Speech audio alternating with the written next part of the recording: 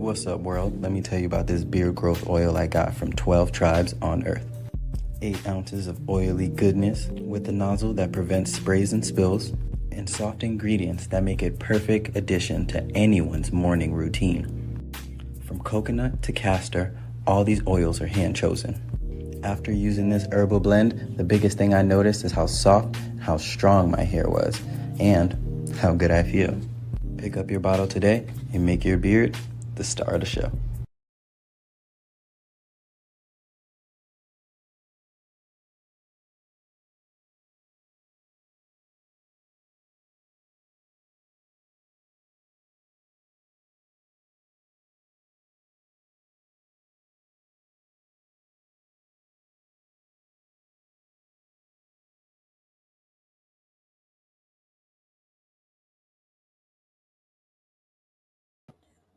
Shalom, family. Good to see you all here. Hope you're doing well. Well, qualified immunity is being challenged in court in Ohio. And if it succeeds, then Ohio will be the first state in the country to get rid of qualified immunity. First of all, there should be no such thing as somebody that is, a civil servant. You work for the public and you can't be sued. There is no police department that should be above the law. That's why many of your cops act out the way they do, and they're all cocky out on the streets because they know they got qualified immunity. And it shouldn't be that way. If you look at other nations, no other nation puts their cops up on a pedestal like they do here. It is absolutely ridiculous. And y'all only do that out of racism because the consensus is they are there to keep us in order. They are a spinoff from slave catching. So, anyway, it would be nice if this actually go through because other states will follow. There is no rhyme or reason for any cop to have immunity to the point where they can't be sued or they can go out here, in which they do, they abuse their power. And as long as that qualified immunity is in place, yeah, they're going to always do it. They have no reason to stop doing it. So if Ohio can get it away from them and they can be sued, oh, watch how fast these police departments will change. You just watch, especially if you can go after individual cops. Oh, yeah, they're going to change real fast. So, y'all, let's take a look at what's going on in Ohio. Okay, let me share my screen. Please give me a 1 if you can see my screen.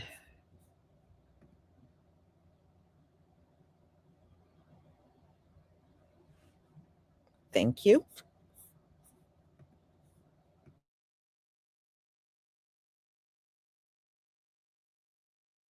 Now that the Supreme Court has given the green light for the Ohio Coalition to end qualified immunity to proceed forward, a lot of detractors are coming out of the woodworks, primarily police officers, to obfuscate and distort this issue.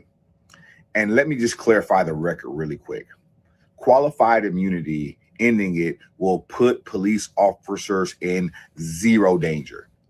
Let me say that one more time. Ending qualified immunity will put police officers in zero danger. And let me tell you why. Because officers do have to make split-second decisions. And ultimately, because they have to make split-second decisions in moments that are quickly evolving, the law takes that into consideration. It's in Graham v. Connor. Additionally, officers have more safeguards internally, because before an officer is adjudicated as of going outside the scope of their job, there's an internal process to adjudicate if there was wrongdoing.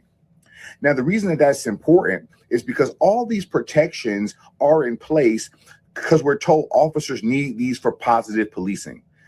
That ultimately is not correct either.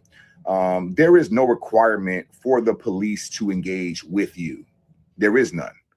The only time an officer is required to engage with you is when that officer chooses to do so. An officer could be dispatched to a crime like in Parkland and not go in, like in Uvalde. They don't have to put their lives in danger. That's a myth. So ultimately, when you're dealing with myths, you need truths.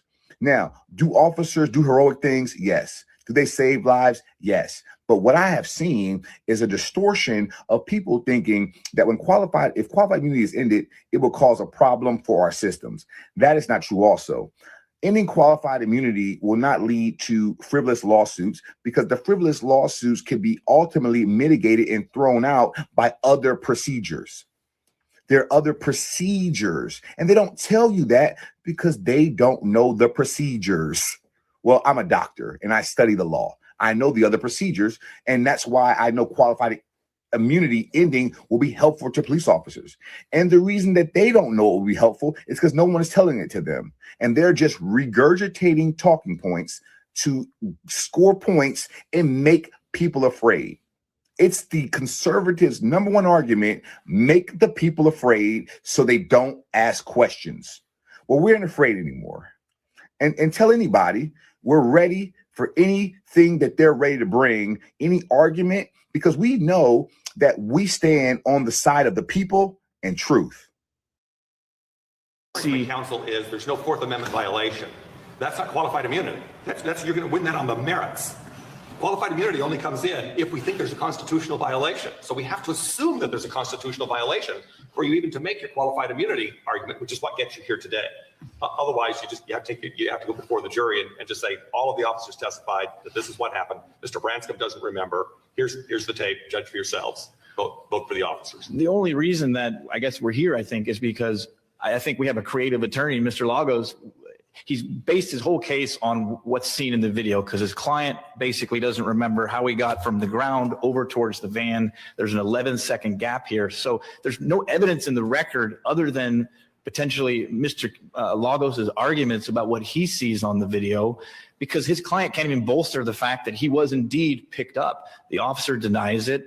So I think the court did not look at the totality of the circumstances that these officers faced in determining that that one issue was that there was a factual issue as to whether the officer picked him up. Do you think you could look at that tape and say definitely they didn't pick him up? They didn't do that? I believe so, because all the evidence we submitted is that's not what happened. Basically, that's not what Officer Stevens happened. That's not what I see in the video. I understand, but I'm asking you about if you were looking at the video. Suppose Officer Stevens and everybody had said what they said, but you looked at the video and clearly they lifted him up after he was supine and after they were very close to putting the handcuffs up, and for no reason that you can perceive. Suppose that's what it showed.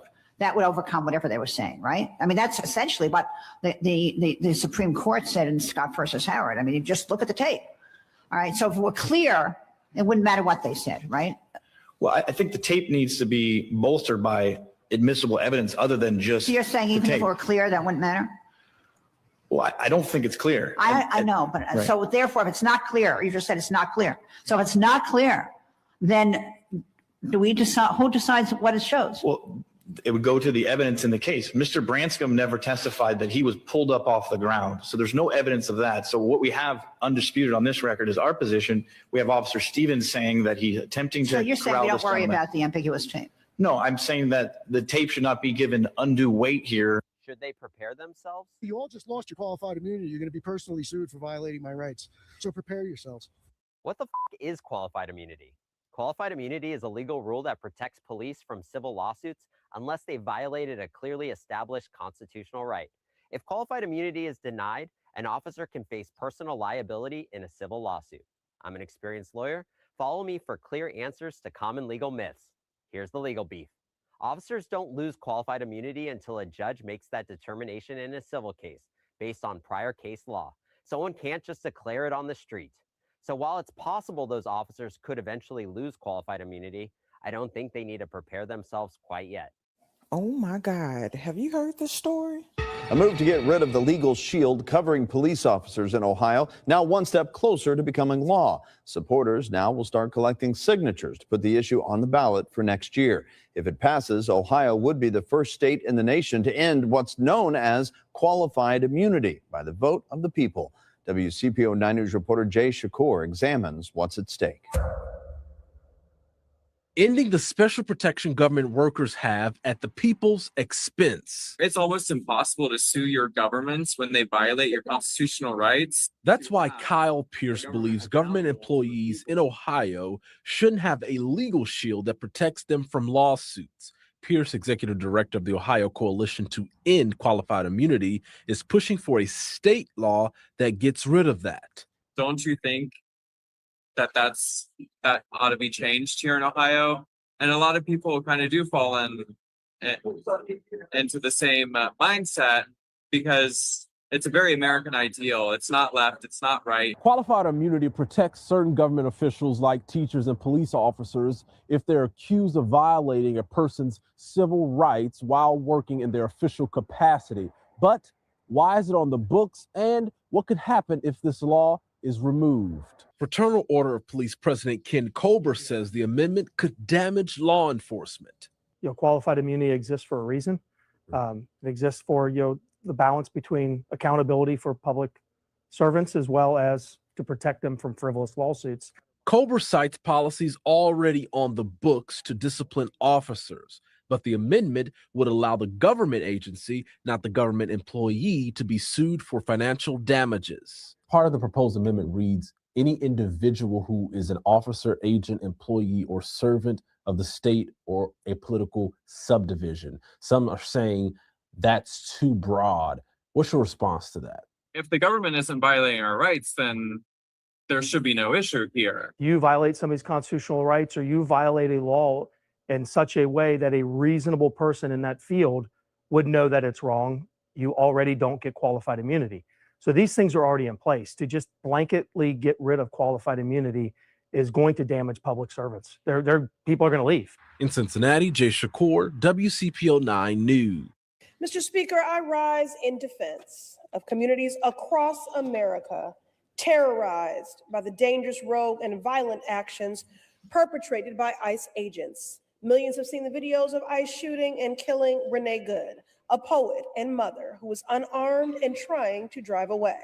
Following her tragic death at the hands of law enforcement, Republicans rushed to deny the truth and smear the victim, a playbook that has been employed frequently, especially against the Black community. Now, the White House is claiming the ICE agents have immunity from lawsuits. Enough.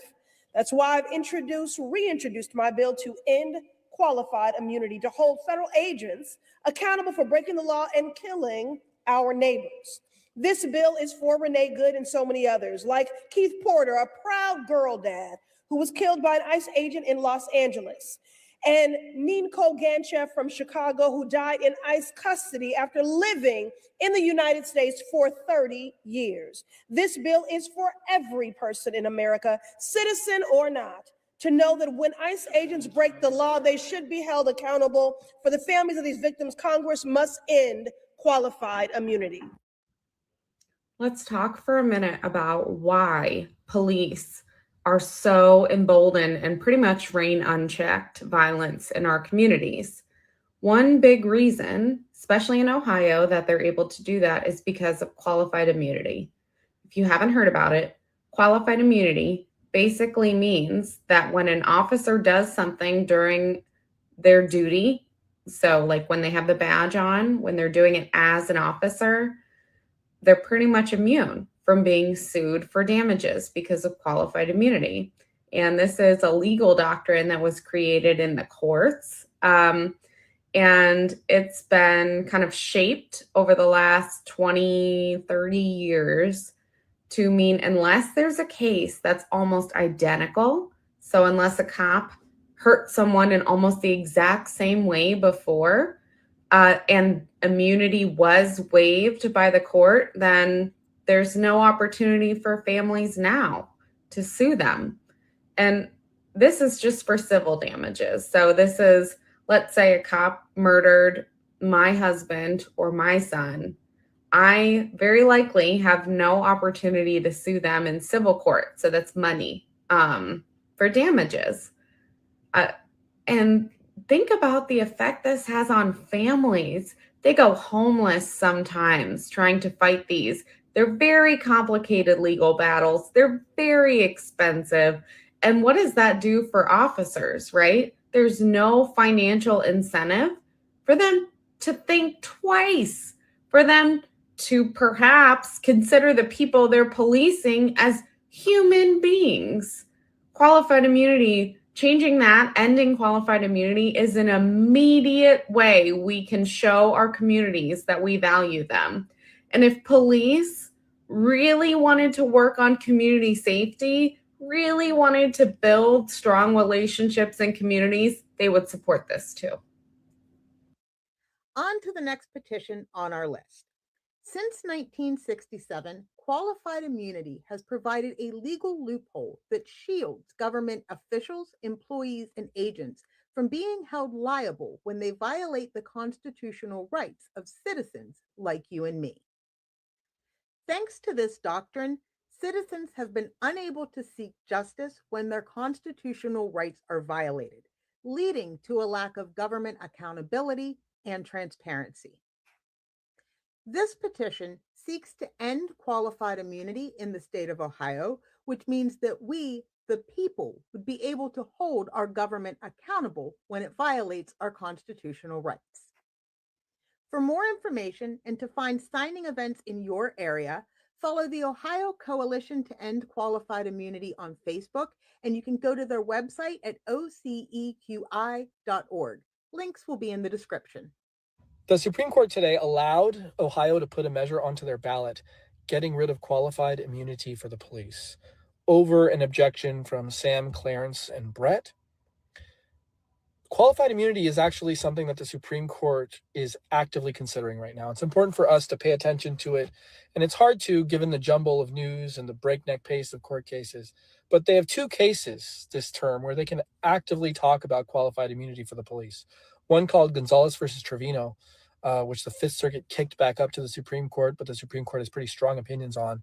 And then another case, which they've already heard oral argument for, called Barnes versus Felix. It's going to be a very hard majority opinion to write, but the Supreme Court is really teeing it up right now, and it's something that people should pay attention to.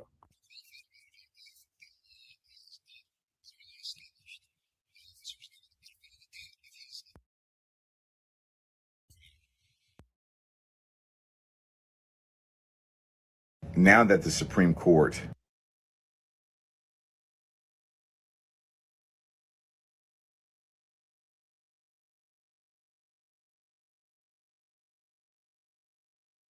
Okay, that last video was just so low, I couldn't even hear it. So anyway, y'all, it looks like the Supreme Court is leaning in favor of, in this particular case in Ohio, it looks like they are leaning in favor of getting rid of qualified immunity.